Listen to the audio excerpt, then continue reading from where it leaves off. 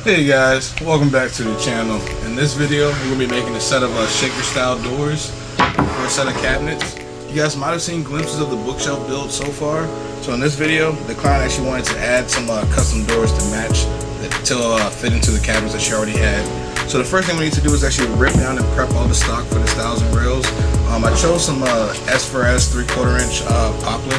I decided instead of getting rough sawn poplar and milling it down myself, it'd be a lot faster just to grab some already milled poplar. So the only thing I need to do is set the blade to the proper height, and I'm going to do a skin pass on the outside edge just to get this cleaned up, and then we're going to rip everything down to about 2.5 inches, which will be the thickness or the width of all of our styles and rails.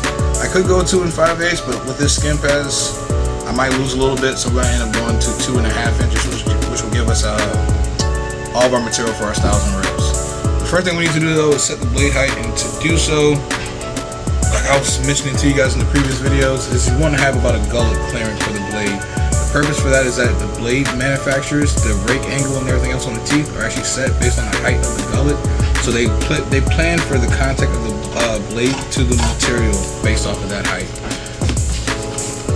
And the first rip is going to be at 5.5 inches. These boards are already 5.5. This should just take a nice little skin pass off of the edge.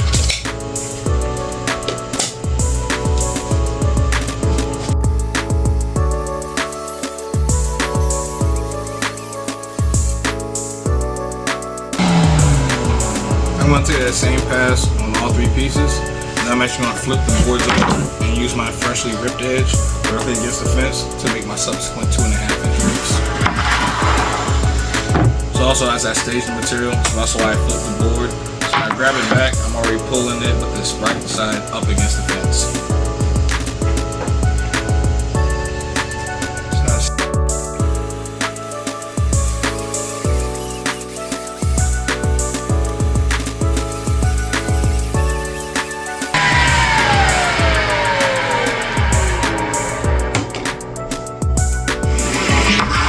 With all the style and rail material kind of milled up to the width that I need, the next thing I need to do is actually plow all the dados that's going to run down the center of each one of these pieces.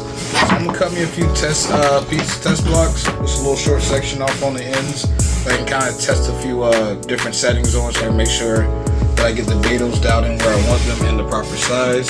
And also, I'm going to do a little math so I know how much I can cut off on each one of these. So give me just a second. Alright, so after cutting a few test blocks off some of the leftover styles and rail material, what I'm going to do is actually use this to center up a dado that will actually fit the piece of 1/4 inch plywood that I'm planning to use for the panel properly. So the first thing I need to do, I want my dado to be about 3/4 inches thick, and these boards are 3/4 of an inch. So I'm actually just going to raise the blade to where the top teeth just clears it. So I'm actually going to rotate the blade and see if at any point does it come above the surface. And actually, I do want my dado to be slightly oversized because I'm actually going to cut my tenons at 3/4. So I actually want it slightly over 3/4, just to give my tenons a little bit of room so they don't bottom out inside of the dado that I cut. So that would be good. And now what we want to do is actually center the blade into the middle of the material. I know it's going to be 3/8, but I want 3/8 to blade. Actually, what I want 3/8 with a 1/4 inch dado.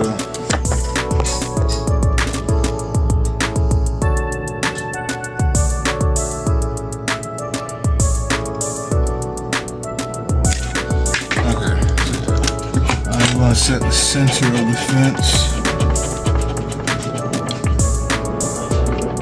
The center of the blade to 3/8.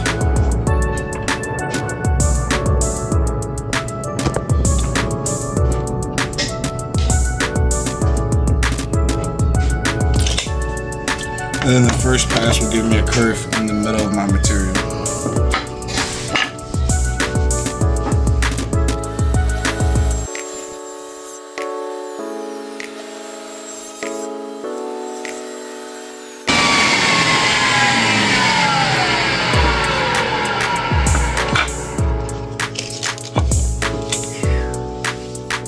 That's 5/16, and that's 5/16. The reason why I flip the board end for end, that actually centers the cut directly in the middle of the material. So that kerf is fine. It's still a little too small for the 1/4 inch plywood. So this is gonna be my test piece. I'm actually gonna run probably all of these so I can actually use these later for the tenanting portion. So I'm actually gonna run all these at this setting and then run all these sticks at the same setting. And then I'm gonna nudge the fence over just a little bit and run the pieces on both sides to finally adjust the dado to actually fit my 1/4 inch plywood. So let's go run the rest of these.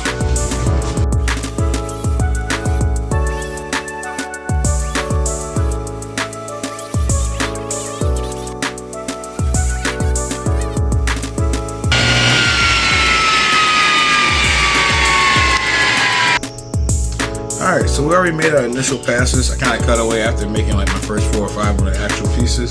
So now we need to adjust the fence so we can continue the actual widening of the dado. So I'm actually just going to loosen up the fence and give her a few marginal taps to the right. And then all I'm going to do is rerun the piece. As you guys can see there, it's actually running into the blade. So this is going to be one of my test pieces. I'm going to run it, flip it, and run it again. And then see how that fits over this 1/4 inch plywood. And again, the reason I'm flipping end for end and taking 2 passes is going to keep the dado perfectly centered inside the material. So by inching the fence over, I'm just making the dado wider. But by flipping the boards end for end, I'm keeping the dado perfectly centered in the material.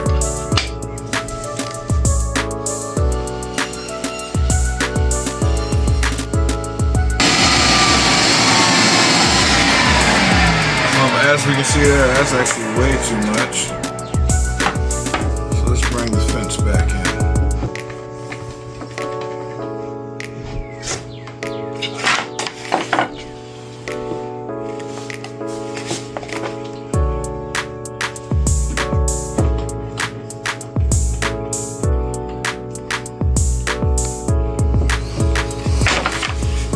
Let's give that a test run.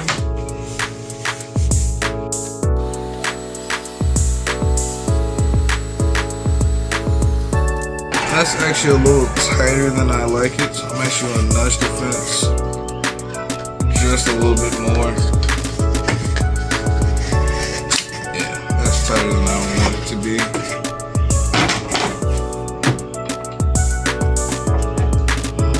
Now we lost it.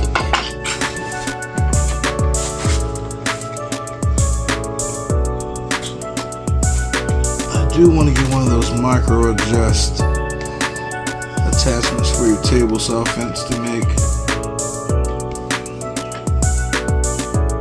Now, since I am going to skim on both sides, I only want the teeth to barely touch the edge, because whatever I remove off of one side, it's going to get removed from the other. So this is going to get double as wide as whatever I remove.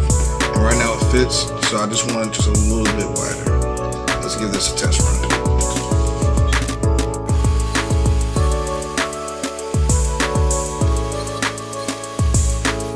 Yeah, you did it. Yes, and that's the kind of fit that we're aiming for. We wanted to be able to slide it in and out, nice and easy. That's what she said. That is what she said. Yes, that's exactly what she said. Yeah, that's the kind of fit that we're aiming for. But now that I have that dialed in on this test piece, this one is trash because it's too wide. But I'm going to dial it in on these other 2 pieces and then run all my actual sticks. That way I can use these later when I go to test fit all my tenons. Let's see, this one is right. And we just need to run these 2.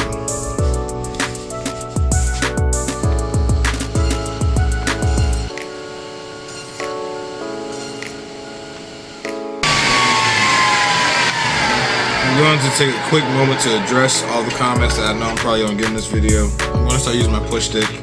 I know everybody's probably freaking out about it, but whenever I cut dados, one, because I know the blade's never going to be fully exposed unless I guess the board kicks out of my hand. It's easier to apply pressure toward the fence with my hand and downward pressure, but also because I know the blade is not coming out past where the dado already is, I know where I can put my hand. But I do and know that some people are going to complain about that. So you can't get yourself a set of push paddles. In this case, just because I'm gonna get the comments, I'm using my push stick, but The reason why I don't like using the push stick on small pieces like this is just because the push stick is actually longer than the material itself. On these longer pieces, I really have no excuse. So to make everybody happy, I'm gonna start using it. Please, Jamie. Oh man, you only cut your fingers off once. Yeah, because you only got one finger. Yeah, exactly.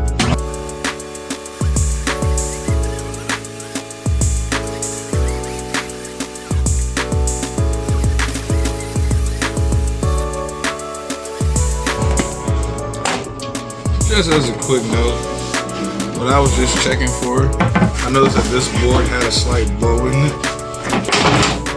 So in some places, this 1/4" plywood drops in. Let's see, where was it? That's a little tight. That was really easy.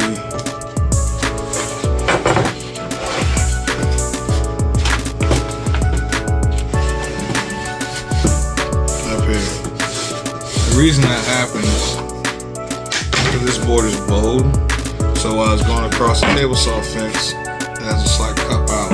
So what I'm gonna do is once I actually get all these cuts to the proper length, I'm probably gonna run these through the table saw just to make sure that the dados again are exactly where they need to be and are properly sized.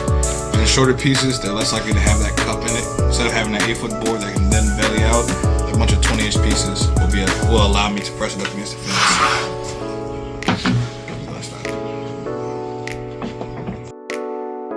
Also, in hindsight, looking at option 2 and what she ends up picking being option 1, the two differences in the build that I was doing was that the recessed panels weren't going to be as large as they were in option 2, and also I should have known that new doors are going to be coming along in this project because her doors, again, being more traditional with raised panels, I should have known that she would have wanted a more modern look with some shaker style cabinet doors. But again, the client's always right. I'm glad I'm able to execute what she wants. And if you guys have enjoyed, make sure you guys stay tuned. Check out all my other social medias: Instagram, TikTok, YouTube, and Facebook. And I'll see you guys in the next one. Peace.